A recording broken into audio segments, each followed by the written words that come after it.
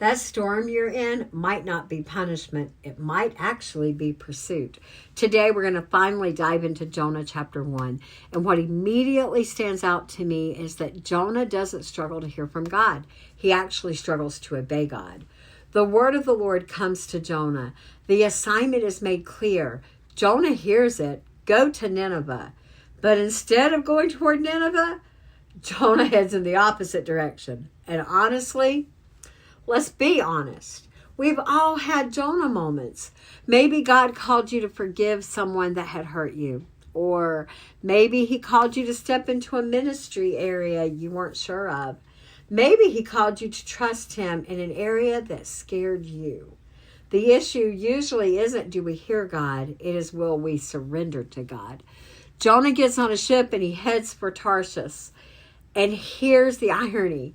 When the sailors ask who he is, Jonah says, I fear the Lord, the God who made the sea and the dry land. He knows exactly who God is, and he knows that God created the sea, yet he thinks he can escape God by crossing the sea. See, that's how deception works. Then the storm comes. I think this is where we often misunderstand the story. That storm wasn't punishment. It was God's pursuit of Jonah. He could have abandoned him. He could have chosen another prophet. There were several at the time. Instead, he pursued him because God loved Jonah too much to let him keep running. There's something else that stands out to me.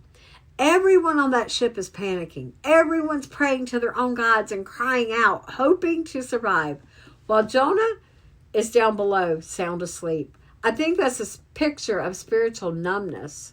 Sometimes when we're running from God, we don't want to deal with what he's saying. So we distract ourselves. We stay busy. We ignore the conviction we have.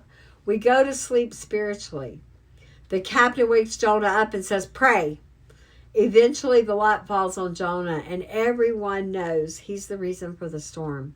What's interesting is that the pagan sailors show more compassion than the prophet. Jonah tells them to throw him overboard, but they don't want to do it. They row harder. They fight longer. They try to save him. The people who don't know God are acting more compassionately than the prophet who does know God. That's uncomfortable, but it's part of the lesson here. Then we see another truth. Jonah's disobedience didn't just affect Jonah.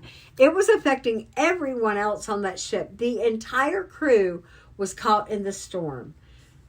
Their lives were at risk. Our decisions are rarely as private as we think they are. Our obedience impacts others, and our disobedience impacts others. Eventually, Jonah is thrown into the sea. The storm stops, and the sailors are left in awe of God's power. The chapter ends with Jonah sinking beneath the waves. And yet what we will discover next is that God's mercy isn't finished. The storm wasn't punishment, it was pursuit. And the same God who pursued Jonah is still pursuing us today. When will you surrender to him?